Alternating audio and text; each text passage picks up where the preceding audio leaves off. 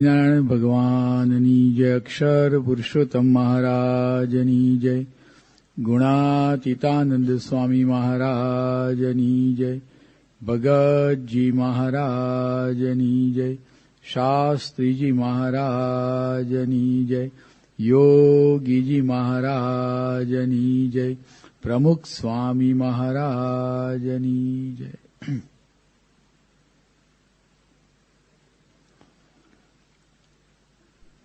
પ્રશ્નોનું નિરાકરણ અને એમાં એક ઉપયોગી એવો જે વિચાર કે સ્વનું જ્ઞાન.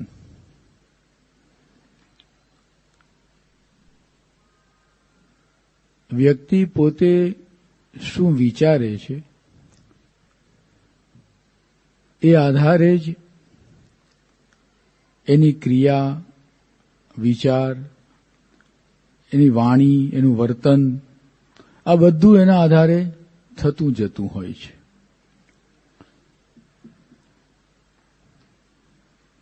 એક બહુ જ જાણીતું પુસ્તક છે 7 habits of highly effective people.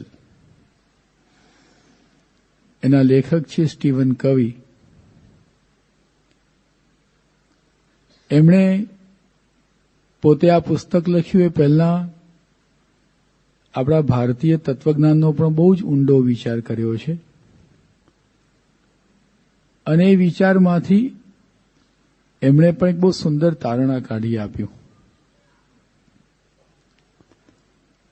કે આપણે જે વિચારીએ છીએ એની ઉપર આપણું વર્તન કેટલું બદલાઈ જાય છે. એમણે એક સુંદર દ્રષ્ટાંત આપ્યું. ત્યાં જે બનેલો પ્રસંગ છે પરદેશમાં કે એ લોકોની જે મેટ્રો ટ્રેન કહો કે ટ્યુબ રેલવે કહીએ આપણે, એમાં એક વખત એક મુસાફર ચડ્યો ટ્રેનની અંદર. એની સાથેના 2 બાળકો હતા, બહુ જ નાના બાળકો એની સાથે ટ્રેનમાં ચડ્યો. એ તો આવીને એકદમ એક સીટ પર બેસી ગયો, લમણે હાથ દઈને આમ શાંતિથી બેસી ગયો. પેલા બાળકો આમથી આમ દોડધામ કરે. બીજા બધા પેસેન્જરો બેઠા હતા, એની પાસે જાય, ઉભા રહે, અડે. કોઈ કંઈ આમ પેપર વાંચતા હોય, ન્યૂઝપેપર, તેને આમ હાથેથી આમ દૂર કરવાનો પ્રયત્ન કરે. નાના બાળકો કુતૂહલવશ આવું બધું કરતા હોય, સ્વાભાવિક છે. હવે બીજા બધા માણસોને તો આ ગમે નહીં કે આ છોકરા શું દોડધામ કરે છે ને આ બધી એકબીજાને કોઈને આપણને શાંતિથી બેસવા નથી દેતા. સહેજે એમ થાય કે આ કોના છોકરા છે, કે આ પેલો નવો પેસેન્જર આવ્યો એની સાથે આ છોકરા છે, એનો આ બાપ લાગે છે, પણ એના છોકરાનું ધ્યાન નથી રાખતો. બધા આમ ધીમે ધીમે અકળાવા લાગ્યા. છોકરાઓ તો આમ ટ્રેનમાં આમ તેમ દોડધામ કરતા હતા, અવાજ કરતા હતા. બધાનો આમ છે ને આમ ધીમે ધીમે મગજનો પારો ઉપર ચડવા લાગ્યો કે આ માણસ ખરો છે, એને કંઈ ભાન નથી, એને છોકરાને પોતે જ સાચવે તો ખરો, અમને બધાને હેરાન કરે છે. અને શું કહેવું કે પેલા પ્રત્યે એકદમ ચીડ અંતરમાં ઉત્પન્ન થવા લાગી કે આ ઘૃણા, કે આ નકામો માણસ લાગે છે, ધ્યાન નથી રાખતો. પેલો જે નવો મુસાફર ચડ્યો તેની બાજુમાં એક ભાઈ બેઠા હતા. એને પછી આમ ધીરજ ખૂટી. ધીમે રહીને પેલાને આમ પેલી તંદ્રામાંથી જાગૃત કર્યો કે ભાઈ તું જાગતો ખરો? આ તારા છોકરાઓ આખા ડબ્બામાં દોડધામ કરે છે, બધાને હેરાન કરે છે, તારે તારા છોકરાઓનું ધ્યાન રાખવું જોઈએ. ત્યારે પેલો આમ તંદ્રામાંથી જાગ્યો કે યસ, તમે સાચું કહો છો, મારે હવે આ છોકરાઓનું વધારે ધ્યાન રાખવું પડશે. કારણ કે હમણાં જ એની માતાના ફ્યુનરલમાંથી અમે આવ્યા. એની માને દફનાવીને હજુ હમણાં આવ્યા. એટલે હવે જવાબદારી મારી વધી ગઈ.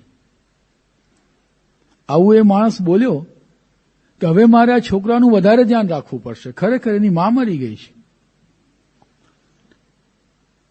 એક જ વાક્ય બોલ્યો મુસાફર. અને ટ્રેનમાં આજે ડબ્બામાં બેઠેલા બધા માણસોએ પણ એ વાત સાંભળી. અત્યાર સુધી જે બધા મુસાફરોના અંતરમાં ઘૃણા હતી, બાળકો પ્રત્યે પણ ચીડ હતી કે આ તોફાની બાળકો બારકસ છે, હેરાન કરે છે, એનો બાપ પણ વિચિત્ર છે, આમ તેમ એ લોકોના મન અંતરમાં બધા વિચારો જાત જાતના આવતા હતા. એક જ વાક્ય સાંભળ્યું કે આ છોકરાની માં હજુ હમણાં જ મરી ગઈ છે, એના ફિનરલમાંથી એ લોકો આવ્યા છે. જે ભાઈ આમ જગાડ્યા હતા ને કે તમે જાગો, તમે બાળકોનું ધ્યાન રાખો, એકદમ શાંત થઈ ગયા. એ પણ આઈ એમ સોરી માફી માંગવા લાગ્યા. કઈ વાંધો નહીં, ધીરજ રાખો, આશ્વાસન આપવા લાગ્યા એ ભાઈને કે એની પત્ની ધામમાં ગઈ છે, એની પત્ની મૃત્યુ પામી છે, એને આશ્વાસન આપવા લાગ્યા. બીજા બધા મુસાફરો હતા એ પેલા બાળકોને પ્રેમથી બોલાવવા લાગ્યા કે ઓ આવ કેમ છે, શું છે, વહાલ કરવા લાગ્યા બાળકોને. એકદમ જે પહેલા એના પ્રત્યે એકદમ તિરસ્કાર હતો, આખું વાતાવરણ બદલાઈ ગયું. શું કારણ શું હતું? એક જ કે એ વ્યક્તિ પ્રત્યે, એ બાળકો પ્રત્યે જે મનમાં વિચાર હતા પહેલા, એ આખો વિચાર બદલાઈ ગયો. એમનો દ્રષ્ટિકોણ આખો બદલાઈ ગયો. અત્યારે એકદમ સહાનુભૂતિ જાગૃત થઈ ગઈ અંતરની અંદર. તો જો અંતરમાં સહાનુભૂતિ જાગૃત થઈ તો વાણીમાં પણ પ્રેમ આવ્યો, મનમાં પણ ઘૃણા હતી એ દૂર થઈ ગઈ, અને વર્તનમાં મનમાં ગુસ્સો આવી જતો હતો કે હમણાં ગુસ્સે થઈને બોલી દઈએ, એક ધોલ મારી દઈએ, બધી વસ્તુ શાંત થઈ ગઈ. શું કામ? એક જ વિચાર બદલાયો. પહેલા એવું હતું કે આની જવાબદારી છે એના બાપની, એના છોકરાને ધ્યાન રાખવું જોઈએ, કેમ ધ્યાન નથી રાખતો? એ હક આપણા તરફ બીજા મુસાફરો પોતાનો હક એ માંગતા હતા, અને આ માણસને એકદમ બેદરકાર, વિચિત્ર માણસ એવું અંતરમાં ધારતા હતા. પણ જ્યારે એક વિચાર બદલાઈ ગયો તો એના પ્રત્યેનો દ્રષ્ટિકોણ બદલાઈ ગયો, તો અંતરમાં પ્રેમ જાગૃત થયો, એની વાણી બદલાઈ ગઈ, એનું વર્તન બદલાઈ ગયું, હાવભાવ મોઢાના બધું બદલાઈ ગયું છે. તો એક વિચાર કેટલું બધું કામ કરે છે માણસના વર્તન વાણી ઉપર. એટલે એણે પોતે વાત કરી કે જેમ બીજા પ્રત્યે આપણનો એક આવો વિચાર છે, તો આપણે પોતે પોતાને શું ધારીએ છીએ? આપણે પોતે પોતાનો વ્યક્તિગત પોતા માટેનો દ્રષ્ટિકોણ કેવો છે?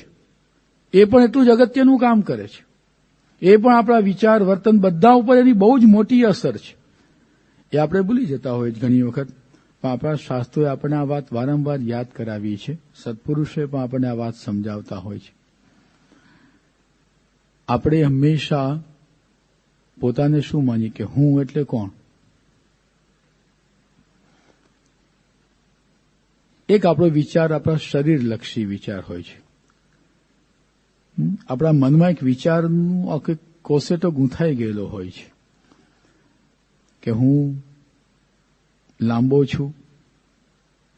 શરીર માટે જે વિચાર ને એમાં હું આ શરીર લાંબુ છે એમ નહીં કે હું લાંબો છું, હું ટૂંકો છું, હું જાડો છું, હું પતલો છું, હું રૂપાળો છું, હું કદરૂપો છું, મારી વાણી બહુ જ મધુરી છે, મીઠી છે. લોકો કે ના મારા જ્યાં કર્કશ અવાજ છે.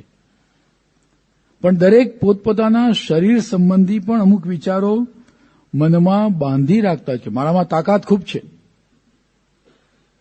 કોક માને કે ભાઈ આપણે તો ભાઈ એવી તાકાત નથી, નિર્બળ છીએ. તો શરીર સંબંધી પણ અમુક વિચારો આપણા મનની અંદર હોય છે, અમુક આવડતો. આ બધા જ ડોક્ટરો છો, જુદા જુદા ક્ષેત્રની અંદર નિષ્ણાત છો.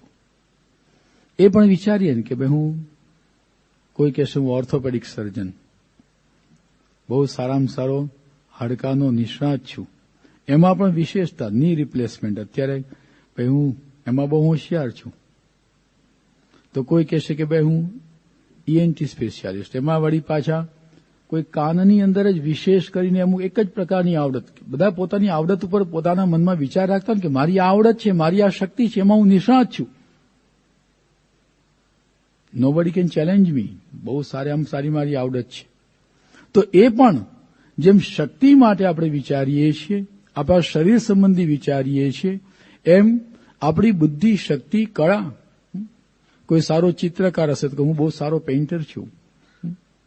કોઈ રમતવીર, એમાં ક્રિકેટની અંદર કોઈ કે હું બેટ્સમેન, મારા જેવું બેટિંગ કોઈ ન કરે. કોઈ બોલર હોય તો બોલર, પણ એ પોતાની કળા છે, એની આવડત છે, શક્તિ છે. એ માટે પણ પોતાના વિચારો મનમાં બાંધતો કે હું આવો છું, મારામાં આવી શક્તિ છે, મારામાં આવી આવડત છે, હું આવો છું. હું મોટો એન્જિનિયર છું, મોટો આર્કિટેક્ટ છું, હું મોટો વકીલ છું, લોયર છું. એ બધા વિચારો પણ મનમાં રમતા હોય. સાથે સાથે આપણા ગમા અણગમા, મને આવું ગમે, મને આવું ન ગમે. જમતી વખતે આપે કે ભાઈ મને તો તીખું જોઈએ, સારું એવું. કોઈ કે ભાઈ મારે તો એકદમ મોળું, તીખું મને ન ફાવે, મને તો મોળું જોઈએ એકદમ. તો પેલા કે નહીં ગળ્યું એટલું ગળ્યું, બીજું બધું બળ્યું. આપણે તો ગળપણ જોઈએ ભાઈ. જમણમાં લાડવા સાથે ભાઈ મુદ્દા માલ સાથે મજા કરીએ કે આપણે બીજામાં ક્યાં હાથ નાખવો, ગેસમાં ક્યાં હાથ નાખવો. પણ દરેકના રૂચિ, ગમા અણગમા જાત જાતના હોય છે, બંધાઈ જાય છે વિચાર. જોજો, દરેકની રૂચિ એક વિચાર છે મનની અંદર કે મને આ ગમે, આ ન ગમે, મને આ ભાવે, આ ન ભાવે. આ નાનપણથી આપણા મન ઉપર અનેક પ્રકારના શબ્દો પડેલા છે, એનાથી આપણા વિચારો બંધાયેલા છે. શ્રીજી મહારાજે વચનાત્મા કહ્યું છે, પ્રથમનું 70મું દરેક વચનાત્મા મહારાજે વાત કરી છે. છોકરો જન્મે ત્યારથી એને કહેવામાં આવે કે તારું નામ શું? તો કે તારું નામ આ મુકેશ, રમેશ. આ જો આ તારા પપ્પા, આ તારી મમ્મી, આ તારો કાકો, આ તારી કાકી, આ તારો મામો, આ તારી મામી, આ તારું મકાન, આ તારી વાડી, આ તારી ગાડી. અનેક પ્રકારના શબ્દોથી હું અને મારું એ શબ્દ વિચાર આપણા મનમાં સતત નાનપણથી આપવામાં આવ્યા છે. અને એ પણ વિચાર આ સંબંધિત છે, એ પણ વિચાર આ સંબંધિત છે કે આ શરીર, એ શરીરની બુદ્ધિ, શક્તિ, એના સંબંધો, એ જ આપણું સ્વરૂપ છે એવું આપણને મનની અંદર બહુ સ્પષ્ટપણે ફિટ કરી દેવામાં આવ્યું છે. નાનપણથી જ, જન્મ્યા ત્યારથી જ. ને શ્રીજી મહારાજે તો બહુ સરસ વાત કરી એમાં કે જેમ કોઈ દરજી હોય, એ તમને આ એક ડગલો સીવીને આપે. હવે તમે એમ કહો કે આ દરજી તે મારો બાપ ને દર્જણ તે મારી માં. કોને કેવું લાગે? આ શર્ટ છે તમે પહેર્યું છે, તમે એમ કહેશો કે આ શર્ટનો pink shirt, that is my colour. ના, આ તો મારું શર્ટ છે, શર્ટનો રંગ પિંક છે કે યલો છે કે રેડ છે. પણ જે શર્ટને તમે જુદું માનો છો કે આ શર્ટ જુદું છે, પણ શરીર એ જુદું છે. એની અંદર રહેલો આત્મા એ હું છું. એ વિચાર આપણા મનમાં આવતો નથી. આપણા વિચારો આ શરીર સાથે બંધાયેલા છે પહેલેથી. આપણો પોતા માટેનો દ્રષ્ટિકોણ કેવો છે? આ શરીર તે હું. એટલા જ માટે શરીર સંબંધી જે કંઈ ગુણધર્મો છે એને આપણે માની લઈએ છીએ કે આ મારા ગુણધર્મ છે. હવે તમે વિચાર કરો, કોઈ એમ કહે શર્ટ ને પેન્ટના રંગ, એને આપણે માનીએ કે આ મારા ગુણધર્મ. કોઈ એમ કહે તને શું કહીએ? આ તો મૂર્ખો છે, ચસકી કેવું લાગે છે. તો આ પણ જે એક દેહરૂપી ડગલો, એને આપણે પોતે, એને જ આપણે પોતાનું સ્વરૂપ માનીએ છીએ. આ જ હું છું. હવે એ જે વિચાર મનની અંદર આવી જાય તો આખું કે ને કે આપણા વિચાર, વર્તન બધું એ જ દિશામાં ચાલે છે. મુક્તાનંદ સ્વામી એના કાવ્યમાં કહ્યું છે, જ્યાં લગી દેહને હું કરી માનશે, ત્યાં લગી ભોગ વિલાસ ભાવે. આ બધી વસ્તુ આપણને આ ગમે છે, આ નથી ગમતું, આ પંચ વિષયો, શબ્દ, સ્પર્શ, રૂપ, રસ ને ગંધ, આ બધાના વિષયો આપણને ગમે છે, નથી ગમતા. આ હું ભોગવું છું, આ ખાઉં છું, હું પીવું છું, જોઉં છું, નાચું છું, કૂદું છું, આ બધું હું કરું છું. એ બધા વિચારો મનની અંદર આવે છે ક્યાં સુધી? કે જ્યાં સુધી આપણે આ વિચારથી બંધાયેલા છે કે આ દેહ તે હું. એ મણમાં 8-5 શેરની ભૂલ છે. એક મણમાં ભૂલ 8-5 શેરી, 8-5 40 શેરનો એક મણ થાય. જૂનું કોષ્ટક છે આ. હવે કોઈ એમ કે મણમાં 8-5 શેરીની ભૂલ. કેટલી ભૂલ? બસ આટલી જ ભૂલ. એટલે શું થયું? પૂરેપૂરી ભૂલ થઈ ગઈ. અને મોટા સંતો એક દ્રષ્ટાંત આપે છે. ઘણી વખત તમે લોકો પણ બધા ડોક્ટર છો, એમાં એક પેલી વાત બતાવે છે કે એક માણસને મનમાં એવું થઈ ગયેલું કે હું ઘઉંનો દાણો છું. મનમાં ફિટ થઈ ગયું કે હું ઘઉંનો દાણો છું. પોતાની જાતને એમ જ માને કે હું ઘઉંનો દાણો. હવે એવા વિચાર સાથે આમ બહાર નીકળે ને, એ પક્ષીઓથી ગભરાય. કાગડો જુએ, કબૂતર જુએ, તત ઘરમાં ઘૂસી જાય. ચકલું જુએ, તત ઘરમાં ઘૂસી જાય. કેમ? મને ખાઈ જશે કે.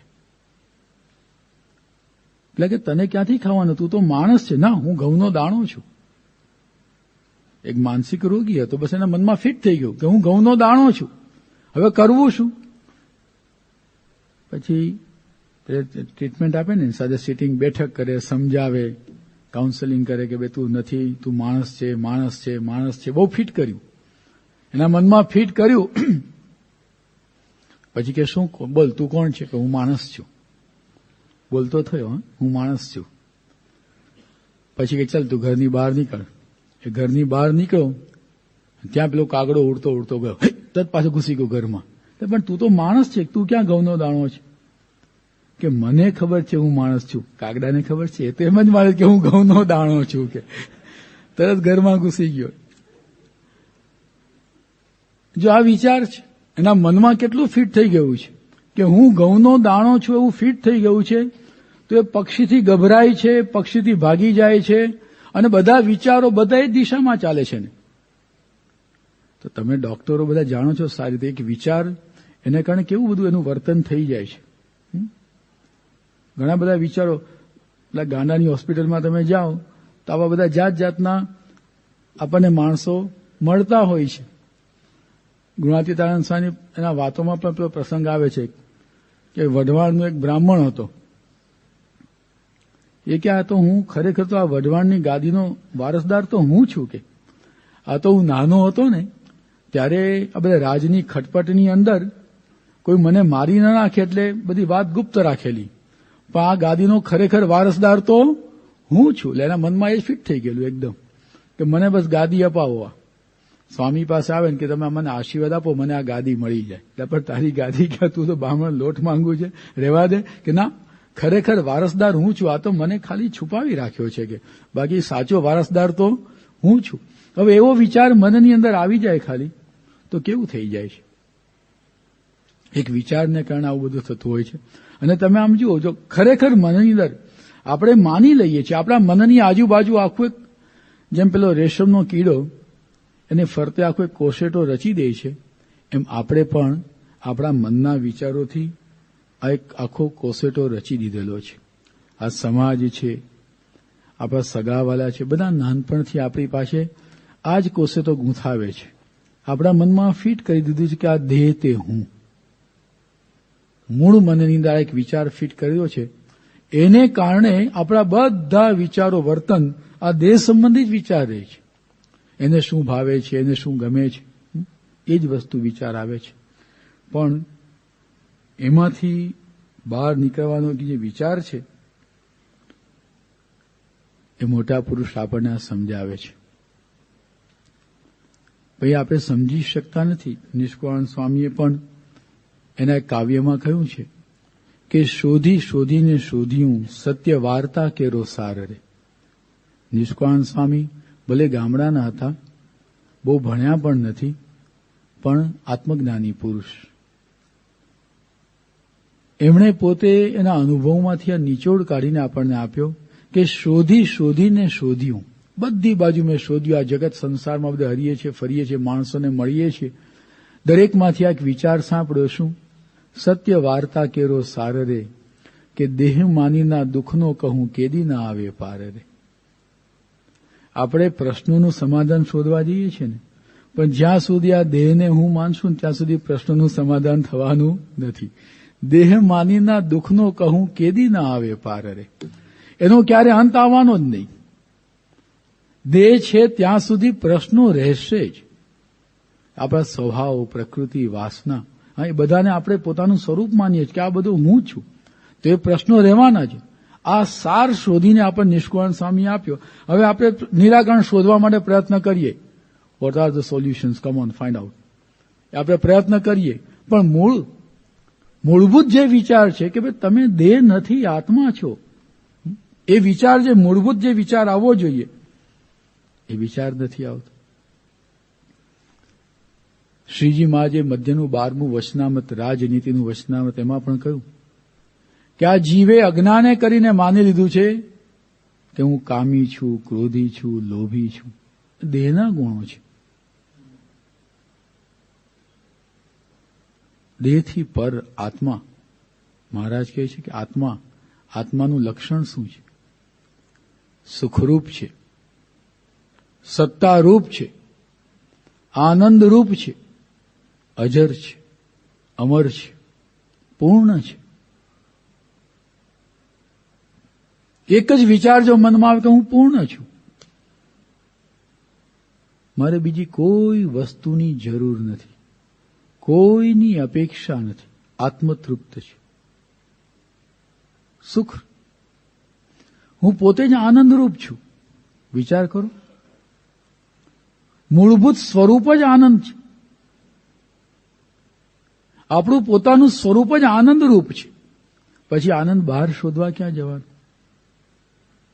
દેહરૂપ માનીએ ત્યાં સુધી આપણે હું અહીંથી આનંદ લાવો, પિક્ચર જોવા જઈએ, એમાંથી આનંદ આવશે. બહાર આનંદ શોધવો પડે છે, પણ એ આનંદ ટકતો નથી. જેમાં આપણે આનંદ માનીએ છીએ એ માણતી વખતે પણ મજા નથી આવતી. ઘણી વખત એવા પ્રસંગો બને છે. ડોક્ટર સાહેબ ઘણી બધા પ્રસંગ નથી કહેતા કે આમ એકનો એક છોકરો હોય,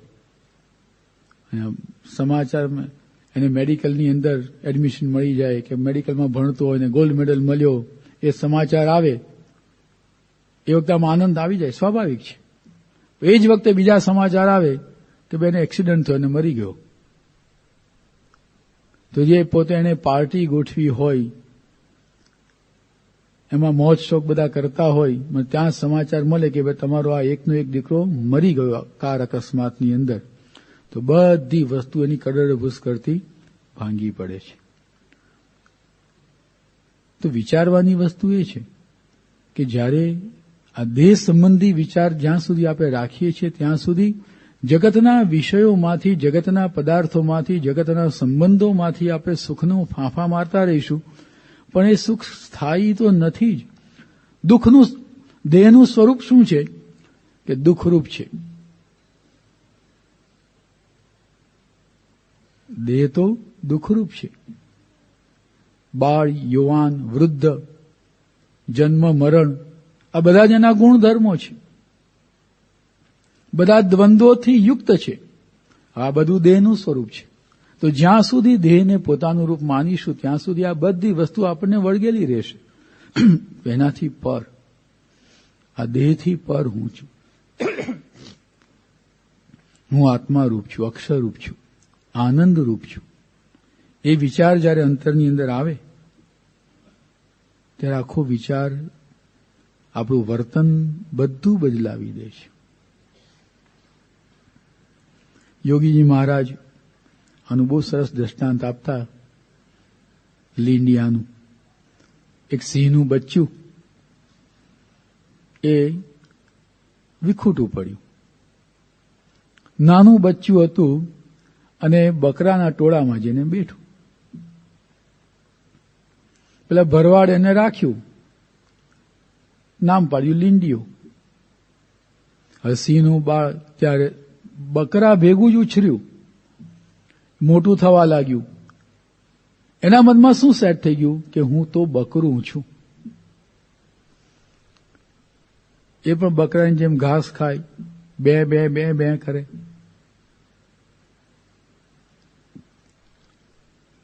એક વખત એક સિંહ ત્યાં આવ્યો, એને બકરાના ટોળા પર હલ્લો કર્યો. બધા બકરા ભાગ્યા. પેલું સિંહનું બચ્ચું હતું એ પણ ભેગું ભાગ્યું. સિંહને નવાઈ લાગી કે આ કેમ ભાગે છે.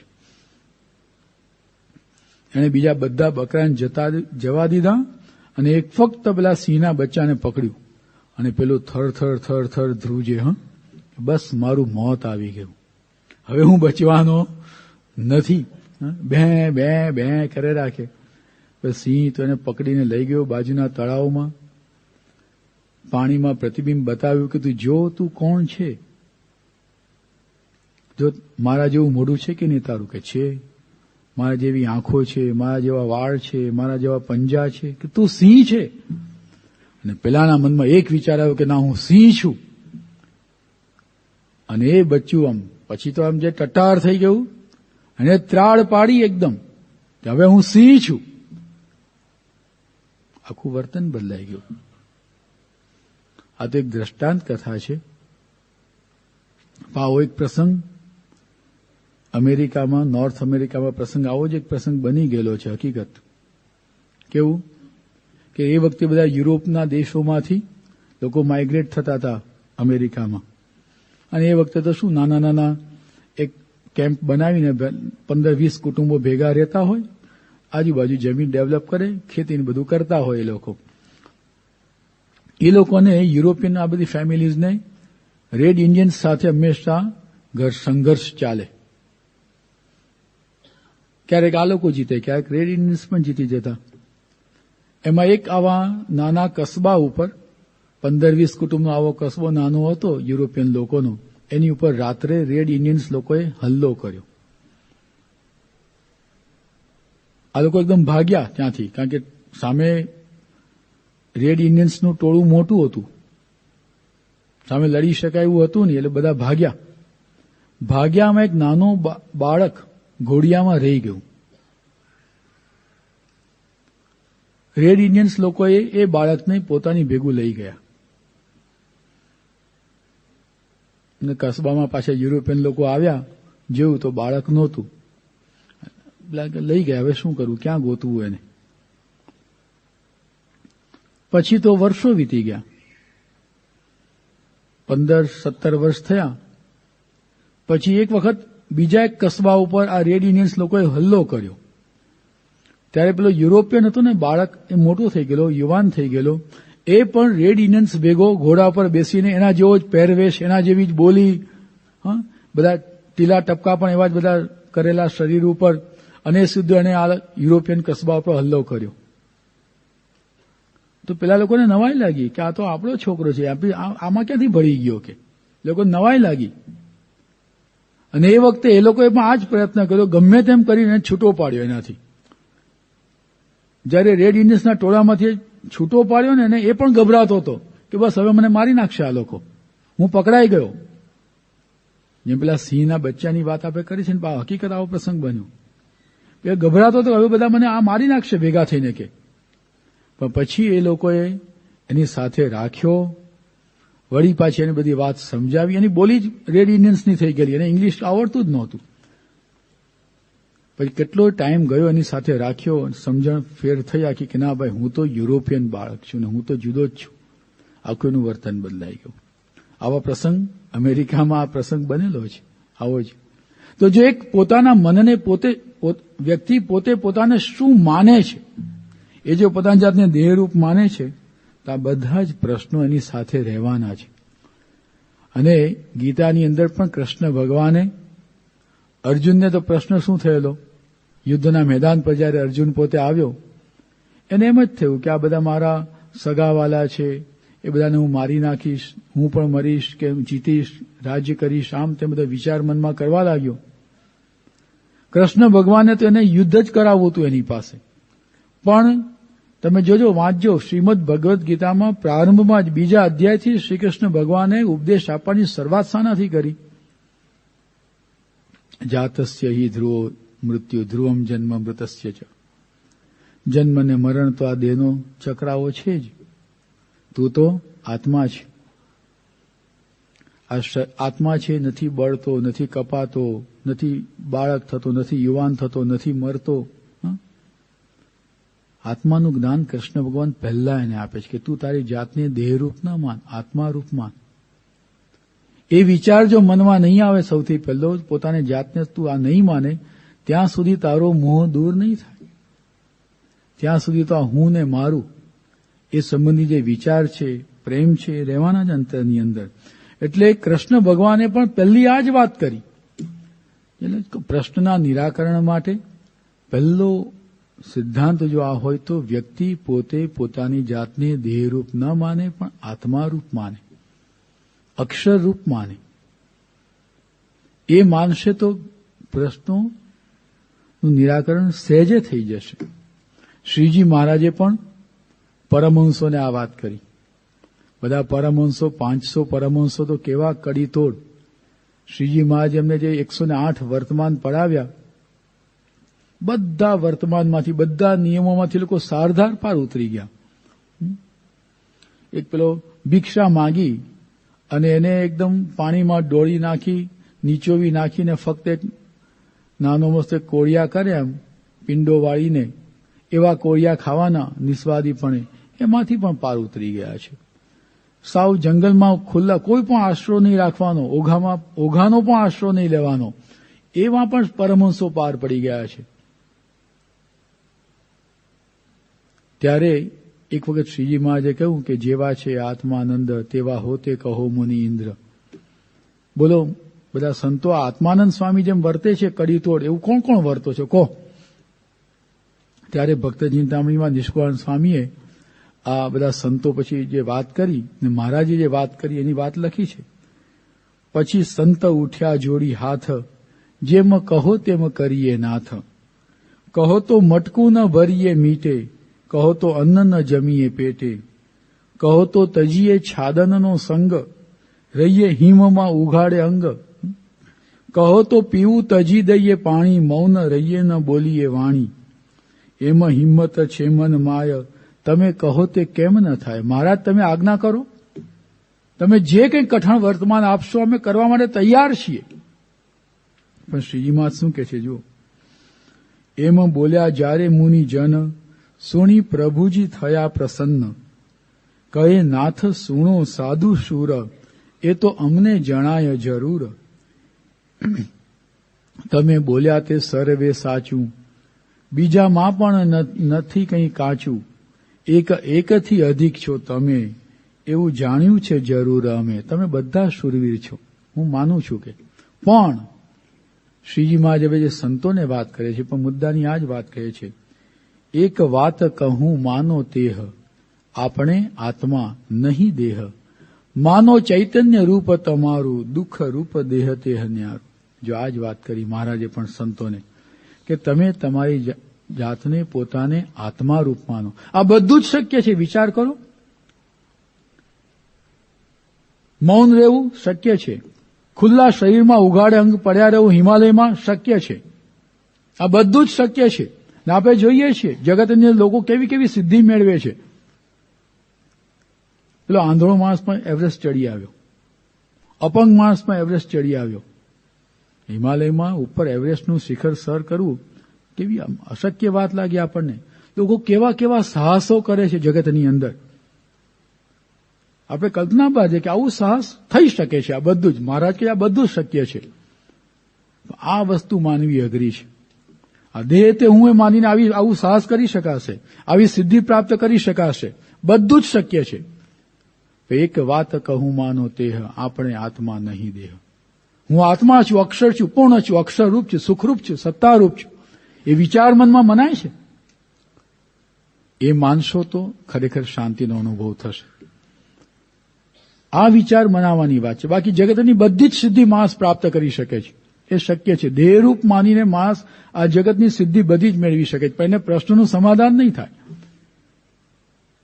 એવરેસ્ટ શિખર સર કર્યા છે, એની મનમાં શાંતિ થઈ કે નહીં એ તપાસ કરે તો વસ્તુ જુદી જ થઈ ગઈ આખી. મનની શાંતિ, અંતરનું જે સુખનો સતત અનુભવ, એ અનુભવ આપણને સત્પુરુષના જીવનમાં જોવા મળે છે. એટલે જગતની અંદર સિદ્ધિ માણસને મેળવવી સહેલી છે, તેથી પર જ્યારે વ્યક્તિ પોતે ગુણાતીત રૂપે વર્તે છે ત્યારે એનો આખો વિચાર ને વર્તન આખું બદલાઈ જાય છે. એ મોટા પુરુષના જીવનમાં આપણને આ જોવા મળે છે. ગમે તેવા દેશકાળ હોય, એના શરીર સંબંધી શરીરમાં પણ ગમે તેવા રોગ હોય, સંજોગો ગમે તેવા વિપરીત હોય, સંબંધિત વ્યક્તિઓના પણ સ્વભાવો જાત જાતના હોય, તેમ છતાં પણ એ પોતે હંમેશા સ્થિર છે, સુખરૂપ છે, આનંદરૂપ છે. અને એટલા જ માટે એના સંબંધમાં જે કોઈ આવે છે એને પણ હંમેશા આનંદનો જ અનુભવ થાય છે. આપણી પાસે કોઈક આવે, હસતો હસતો આવે તો રડતો રડતો જાય ઘણી વખત, આપણે ઉદાસ હોઈએ. આપણે પણ રોદણા જ રડતા હોઈએ. પેલો કે આવે કદાચ કોઈ વખત માણસ આશ્વાસન લેવા માટે આવે કે ભાઈ મારે આમ નુકસાન થયું, ભાઈ મારે નુકસાન થયું છે, એના જેવી વસ્તુ છે. આપણે દેહરૂપ છીએ તો આપણે એને શું તારી શકવાના છે. મોટા પુરુષના જીવનમાં આપણને બહુ સ્પષ્ટપણે દેખાય છે. એટલે મોટા પુરુષ આપણને આ જ વાત સમજાવે છે કે તમે તમારી જાતને, પોતાની જાતને આત્મારૂપ માનો. આત્મારૂપ માનવું એટલે સત્પુરુષ એ મારો આત્મા છે. આવા જે ગુણાતીત પુરુષ, એ જ આપણું લક્ષ્ય છે. એ જેમ જીવન જીવી રહ્યા છે એવી રીતે વિચારીએ ને આપણે, તો આપણે એ દિશામાં આગળ વધી શકીશું. આત્મારૂપ માનવું એટલે શું? મોટા પુરુષ જે સમયની તમે જુઓ, એમના પ્રસંગો આપણે ઘણી વખત આપણે સાંભળીએ છીએ. શાસ્ત્રીજી મહારાજ, યોગીજી મહારાજ, પ્રમુખ સ્વામી મહારાજ, દરેક ગુણાતીત પુરુષોના જીવનમાં આપણને આ જ વાત જોવા મળે છે કે શરીરમાં ગમે તેવા રોગ આવી પડ્યા હોય, આપણને સે તાવ આવ્યો હોય તો ઢીલા ઢફ થઈ જઈએ. હજુ આમ તાવ આવવાનો હોય ને ત્યાં જ બે ગોદડા ઓઢીને સૂઈ જઈએ. તાવ આવે એવું લાગે છે કે, તાવ આવે એવું લાગે છે કે જરાક શરીર ઢીલું છે, એમાં આપણે કેટલા ઢીલા પડી જઈએ, એકદમ ઢીલા પડી જઈએ. ઘણા આપણા હરિભક્તો પણ સ્વામીના આશીર્વાદ લેવા માટે આવે ને, તો પેલા કહે કે આમ સ્વામી મારે હવે બાયપાસનું ઓપરેશન કરાવવાનું છે, એવું ધ્રુતો બોલે ઘણી વખત, સ્વામી આશીર્વાદ આપો સારું થઈ જાય. તો આ બધા જો આ માણસને સીધું મૃત્યુ દેખાય છે, ગભરાઈ જાય છે કે હવે હું મરી જઈશ. પણ હું એટલે કોણ? આ દેહ પડી જવાનો છે. માણસ ગભરાઈ જાય કે હું મરી જઈશ. એવા બધા વિચારો આવી જાય મનની અંદર. અમારા અહીંયા સંત સ્વામી હતા, એ પણ એક આત્મનિષ્ઠ પુરુષ. એમને પણ જયારે અહીંયા આગળ એટેક આવી ગયેલો, કોઈને ખબર નહીં કે આ એટેક છે એમ. એક તો રાત્રે એકદમ સખત શ્વાસ ચડેલો એમને, એકદમ સખત શ્વાસ ને એમ લાગે કે હમણાં શ્વાસ ક્યારે અટકી પડશે એવું આપણને લાગે. એકદમ એના ચહેરા ઉપર લેશ માત્ર ચિંતા નહીં, એકદમ પ્રફુલ્લિત, એકદમ શાંત, સ્થિર. અને વારંવાર જયારે એમને એ શ્વાસ સ્થિર થઈ ગયો, બધું થયું, પછી દાનાની સાહેબ આવ્યા અને તપાસ કરી કે આ તો સાંઈ એટેક જેવું હતું રાતના, એમ લાગ્યું પણ ખરું. એ વખતે તો અમને કોઈ સંતોને ખબર નહીં કે શ્વાસ ચડ્યો છે, એવું બધું લોકોને લાગતું હતું. અને પછી પણ, ત્યાર પછી પણ વારંવાર એ તો એક જ વાત કરે, હે રઘુગણ રાજા તું અકોવિદ છે, તું તો આત્મા છે, અક્ષર છે. હા, એ જ વાત પોતે સ્વામીની વાત જે છે એ વાતનું વારંવાર પોતે આવર્તન કરતા રહેતા. તો જે આ મોટા પુરુષના જીવનોમાં આપણને જોવા મળે છે, શાસ્ત્રી મહારાજના જીવનમાં પણ આપણને જોવા મળે કે પોતે એના શરીરમાં કેટલા બધા રોગ હતા, તો પણ આજે સેવા, ભક્તિ, એ બધા વિચરણ પોતે કરતા રહેતા. એ દેહના દુઃખ, રોગને કશું ગણકારતા નહીં. એ તો કદાચ આપણે જગતમાં પણ લોકોને જોઈએ ઘણી વખત, પણ એને કારણે મનમાં પણ દુઃખની અનુભૂતિ નહોતી થતી કે ભાઈ મને આવું કેમ થયું. શાસ્ત્રીમાંના શરીરની અંદર સખત પીડા હતી, તો પણ અહીંથી પેલા ખાનદેશના હરિભક્તોએ આમંત્રણ આપ્યું કે તમે અમારે ત્યાં આવો તો અહીંથી જાયલા સ્ટેશન સુધી ગયા ગાડામાં, ત્યાંથી ટ્રેનમાં બેસીને અમદાવાદ ગયા, અમદાવાદથી અટલાદરા ગયા, પછી એનાથી પણ અતિશય સખત દુખાવો થયો અને પગ જમીન પર મૂકી શકાય એવું નહોતું. ત્યારે શાસ્ત્રીમાં જે કાગળ લખ્યો કે હવે અમારાથી આવી શકાય એવું નથી. તો પણ કેટલા એમના મનની અંદર કેવી દુઃખની ભાવના નહીં કે મને આવું બહુ દુઃખ છે ને બહુ પીડા છે, એવું કશું જ નહીં. યોગીજી મહારાજને પણ કેટલા રોગ હતા, એપેન્ડિક્સનો દુખાવો ને આનો દુખાવો ને પેશાબની પણ સખત તકલીફ હતી ને એમના શરીરમાં હરસ ને મસાનો સતત દુખાવો, સતત શરીરમાં પીડા રહેતી, પણ ક્યારે પણ હુંકારો એમના મુખમાંથી નીકળ્યો નથી. સ્વામી બાપા પ્રમુખ સ્વામી મહારાજનું જીવન પણ આપણે જોઈએ છીએ, તેવા કોઈ વિચારો એમને રોકી શકતા નથી ને મુખ પર હંમેશા પ્રફુલ્લિતતા. હમણાં સ્વામીને આપણે દર્શન કર્યા કે હંમેશા આનંદ આનંદ ને આનંદ. આપણે તો કોકના દુઃખો સાંભળીએ તો આપણું મન ઉદાસ થઈ જાય. અને સ્વામી પાસે તો બધા લોકો દુઃખના દરિયા, દુઃખનું બધું આમ ઠાલવતા હોય, એ બધી વાતો સાંભળતા હોય તો પણ એકદમ નિર્લેપ છે આ પુરુષ. તો જો આત્મારૂપની સ્થિતિ એટલે શું? ગમે તેવા સંજોગો આવે, વિપરીત સંજોગો આવે, ગમે તેવી પરિસ્થિતિ વિકટ સર્જાય તો પણ એ પોતે હંમેશા અંતરથી તૃપ્ત રહે છે. એનું સુખ ક્યારેય દૂર થતું નથી. ઉલટાને એવા સંજોગોમાં પણ એમની પાસે જે આવે હંમેશા આનંદ જ અનુભવે. 1974નો સ્વામીનો આ પ્રસંગ ખૂબ જ જાણીતો છે કે સ્વામીની પહેલી વિદેશ યાત્રા હતી પ્રમુખ સ્વામી મહારાજની ગાદી ઉપર આવ્યા પછી. અને ચારે બાજુથી લોકોએ એકદમ મોટી મોટી સભાઓનું આયોજન કરીને વિદાય સભા આપેલી કે ઓ સ્વામી તમે પહેલી વખત પરદેશ જાઓ છો, વિદેશ યાત્રાએ જાઓ છો, ધર્મ યાત્રાએ જાઓ છો, ખૂબ જ પ્રચાર થાય, ખૂબ જ બહુ સારામાં સારું કાર્ય થાય, ધર્મનો પ્રસાર થાય, બધાએ શુભકામનાઓ વ્યક્ત કરેલી, હાર તોરા પહેરાવેલા. અને સ્વામી ગયા આફ્રિકા અને ત્યાંથી લીલા તોરણે પાછા. એરપોર્ટ ઉપર ઉતરવા પણ ન દીધા પ્લેનમાંથી. એના જ પ્લેનમાં પાછા આવવાનું થયું. ડોક્ટર સ્વામી, વિવેક સાગર સ્વામી બધા સાથે હતા, કોઠારી સ્વામી બધા, એ લોકો વાત કરતા હતા કે અમે એમને પાછા આવ્યા કે બધાના મનમાં વિચાર ચાલતો કે મોઢું શું બતાવશું, કે થાય કે નહીં, લીલા તોરણે પાછી જાન જાય તો શું થાય. અમારે એક પ્રસંગ એવો બનેલો અહીંયા સુરેન્દ્રનગર પાસે, આપણે હરિભગત હતા અમદાવાદના, એના દીકરાને પરણાવવા માટે આવેલા, ત્યાં જાન લઈને આવેલા. તો કંઈક પ્રસંગ બન્યો તો બે વેવાઈને મતભેદ થયા. તો દીકરી વાળા કે જા માં નથી પરણાવી દીકરી, જાન લઈને આવી ગયેલા, લગ્નની ના પાડે, હવે શું કરવું? મૂંઝાઈ ગયા. છોકરાનો બાપ મૂંઝાઈ ગયો કે ત્યાંથી વરઘોડો લઈને આવ્યા ને હવે કેમનું જવું પાછું. પછી સંતોને કે ગમે તેમ કરો, કોઈ કન્યા ગોતી આપો, કે અમે તો સંતો બધા, અમે તો લગ્નના સાદા કરનારા છીએ. પણ કે પછી બહુ સંશોધન કર્યું ને પછી જે કન્યા મળી પરણાવીને ગયા પાછા. લોકોને ગમે તે 2 કલાકમાં તો ગમે તેમ કહીને ઠેકાણું પાડીને પણ પાછા ગયા કે એમને આછું ન જવાય, કે ગમે તેમ કરો. કે તો આ વસ્તુ કેવી છે કે જુઓ, પ્રમુખ સ્વામી મહારાજની એવી વિદાય, આખી સભા આપેલી, વિદાયો આપેલી ને પાછી સ્વામી એમને પાછા આવ્યા, બધા મૂંઝાઈ ગયેલા. ને એમાં ડાયરી લખવા માટે આપી કે લો તમે આમાં લખી આપો. કોઠારી સ્વામી ડાયરી આપી, લખી આપો. મારા જેવાનું આપણે તો પીતો જાય કે અત્યારે કે ડાયરી લખવાની હોય, કે ભાન પડે છે કે પાછા જઈએ છીએ આમ તેમ, આપણે અકળાઈ જઈએ. પ્રમુખ સાહેબ એ જ લખ્યું કે આપણે અક્ષર માનીએ પછી શું માન ને શું અપમાન, કોઈ વિચાર જ નહીં મનની અંદર. ત્યાં પાછા પહોંચ્યા તો એકદમ આનંદમાં હતા, પણ રાતના પહોંચીને એક દુઃખ એના અંતરમાં હતું કે ઠાકોરજી સાથે હતા ને એની સેવા નથી થઈ. એમને જમાડવાના છે, ભૂખ્યા છે ઠાકોરજી. તો રાત્રે પૂરી શાક ને શીરો બનાવડ્યા, 12 વાગ્યા પછીને ત્યાં જમાડ્યા, ઠાકોરજીને થાળ કર્યો, દંડવત કર્યા, માફી માંગી.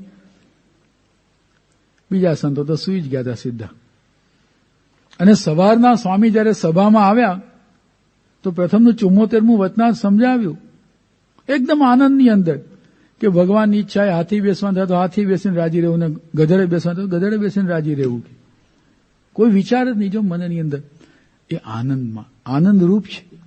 તો આવા સંજોગોમાં પણ આનંદ જ લૂંટાવે છે પોતે, એની પાસેથી આપણને આનંદ જ મળે છે. એને કોઈ દુઃખી કરી જ ના શકે. જગતની કોઈ સંજોગો નથી કે એને દુઃખી કરી શકે, કોઈ પ્રશ્નને મૂંઝવી જ ના શકે.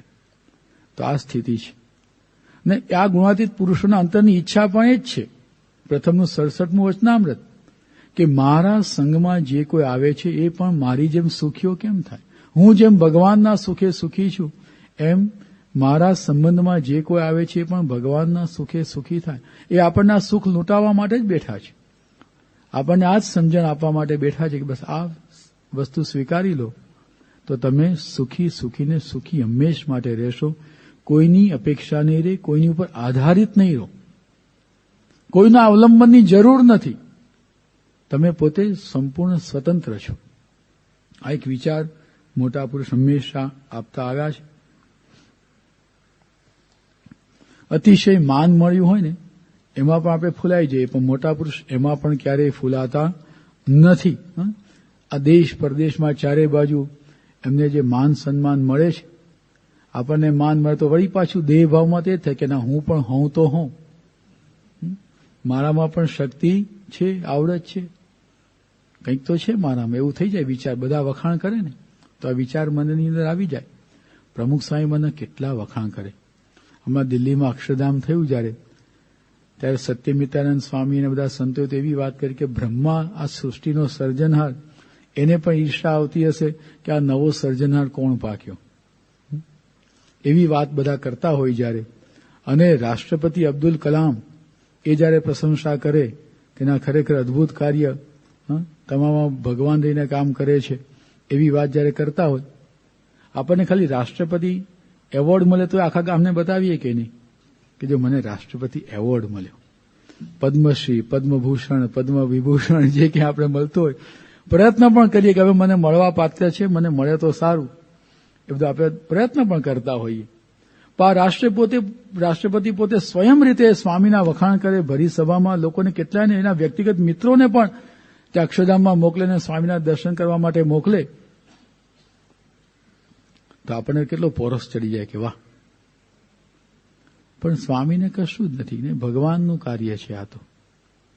આ કાર્ય હું કરું છું વિચાર જ નથી આવતો. જો દેહભાવ હોય ને તરત મનમાં વિચાર આવે કે ના હું કરું છું. આપણે ખાલી બંગલો બાંધીએ તો પણ વાસ્તુ લે ત્યારે આખા ગામને બતાવીએ મેં કેવો સરસ મજાનો બંગલો બાંધ્યો જુઓ. એક એક ઘરમાં ફેરવીએ, એક એક ઓરડામાં બતાવીએ, આ બેડરૂમ, આ સિટિંગ રૂમ, આ ડ્રોઈંગ રૂમ, આમ આ છોકરાઓના ઓરડા ને પાછળ બાલ્કની છે ને. અમને પુષ્પ પધરાવા લઈને ઉપર અગાસીમાં લઈ જાય કે અમારી અગાસી. દરેક જગ્યાએ આખું મકાન કે મેં બાંધ્યું મકાન, મેં આવું મકાન લીધું, મેં કર્યું, એ વિચાર આપણા મનમાં રહી જાય છે. અને મોટા પુરુષ આટલું જબરજસ્ત કાર્ય કરે છે, કલ્પનાતીત છે. તેમ છતાં પણ એના અંતરમાં મેં કર્યું એનો એક ફણગો પણ ફૂટતો નથી. આ એક વિશેષતા છે જો. અને એને કારણે જ શાંતિ છે એના મનમાં. જયારે આત્મારૂપ માને ને તો બીજી મોટા મોટી વસ્તુ શું છે કે ભગવાન મારી સાથે છે, ભગવાન મારાથી ક્ષણ માત્ર પણ દૂર નથી, ભગવાન કરતા અડતા છે, એ વિશ્વાસ પણ એના જીવનમાં દ્રઢ થાય છે. બાકી દેહરૂપ માને ને તો આ વિશ્વાસ કરે બોલે તો પણ દ્રઢ ના થાય, એ ફગી જાય, ડગી જાય. જ્યારે પોતે પોતાની જાતને આત્મારૂપ માને છે, અક્ષરરૂપ માને છે, ત્યારે પરમાત્મામાં જે નિષ્ઠા છે ને એ પણ દ્રઢ થાય છે. એટલે જ આપણો સિદ્ધાંત છે બ્રહ્મરૂપ થાય એને જ પરબ્રહ્મની ભક્તિનો અધિકાર છે. એ જે આપણો સિદ્ધાંત છે બ્રહ્મ થઈને પરબ્રહ્મની ઉપાસના કરવી. પણ મૂળભૂત વસ્તુ એ છે સાચી ઉપાસના પણ જીવ ત્યારે જ કરી શકે છે જ્યારે પોતે આ બ્રાહ્મી સ્થિતિ પ્રાપ્ત કરે. જ્યાં સુધી દેહને હું કરી માનશે ત્યાં લગી ભોગ વિલાસ ભાવે જે વાત કરી એની સાથે વાત શું છે કે જ્યાં સુધી દેહરૂપ પોતાને માને ને ત્યાં સુધી એને બીજામાં પણ દોષ પરઠાય છે, ભગવાનમાં પણ પરઠાય, સંતમાં પણ પરઠાય, દરેકમાં અવગુણ પણ આવે. આ પણ એક સાહજિક વસ્તુ છે. પણ જ્યારે પોતે પોતાને આત્મારૂપ માને છે ત્યારે એને બીજામાં પણ ગુણ દેખાય છે, સ્વીકારી શકે છે. કારણ કે પોતે પોતાની જાતને અક્ષરરૂપ માને પછી કોણ નાનું ને કોણ મોટું. યોગીજી મહારાજ ગોંડલમાં હતા, ગોંડલ મંદિરના મહંત. હવે એમને બહાર પ્રસાદ વિતરણ કરવા જવું હતું. અન્નકૂટનો પ્રસાદ હવે વખતે તો શું બધા ટોપલા ભરીને ગામડે વિચરણ કરવા માટે જાય ને ત્યાં બધાને પ્રસાદ આપે. યોગી બાપાએ કોઠારીને કહ્યું કે મને ગાડું આપો, ગાડું જોડી આપો તો હું બાજુમાં દેવચડી ગામ છે ત્યાંથી પછી વિચરણ શરૂ કરું, મને દેવચડી મૂકી જાય. પછી તો હરિભક્તો આગળ આગળ ગાડું મૂકી જતા. એ વખતે બીજી ગાડી બધી કે વ્યવસ્થા તો હતી નહીં. કોઠારી કે ભાઈ ગાડું નથી. કોઠારીએ ના પાડી દીધી કે ગાડું નથી. જો મંદિરના મહંત કહેવાય એને કોઠારી ના પાડે કે તમારા માટે ગાડું નથી. આપણે હોય તો શું કહીએ, તારા બાપનું મંદિર છે, હું મહંત છું. આપણી પોતાની ઓથોરિટી હોય તો આપણે તરત એનો પુરવાર કરવાનો પ્રયત્ન કરીએ કે ના હું મહંત છું, મને ના પાડે છે, તું શું સમજે છે તારા મનમાં. યોગી બાબા કંઈ નહીં. કોઠારીએ ગાડું જોડી આપ્યું, ગામને પાદર ઉતારી દીધા, ગોંડલ ગામને પાદર. ત્યાં ઉભા રહ્યા. હકા બાપુ ભેગા હતા કે ભાઈ જવું ક્યાં. વળી પાછા કોઈ વળી ગામનો બીજો આવ્યો ને ગાડું લઈને હટાણું કરવા માટે, એના ગાડામાં બેસીને દેવ ચડી ગયા. તો જે આવા પ્રસંગો બનતા રહે છે. એક વખત ગોંડલની અંદર યોગી બાપાને હંમેશા શું પ્રસાદ આપવાનો બહુ ઉમંગ આવે કે પ્રસાદ આપીએ. એ મોટો પ્રસાદ આપવા મંગાવ્યો, મોટું પડીકો લાવો કે. તો મારા જેવો કોઠારી છે કંજૂસ કે ભાઈ ક્યાં આપવો કે નાનું પડીકું મોકલ્યું. પેલા સેવક સંત કે ભાઈ મોટું આપો કે નહીં નાનું જ.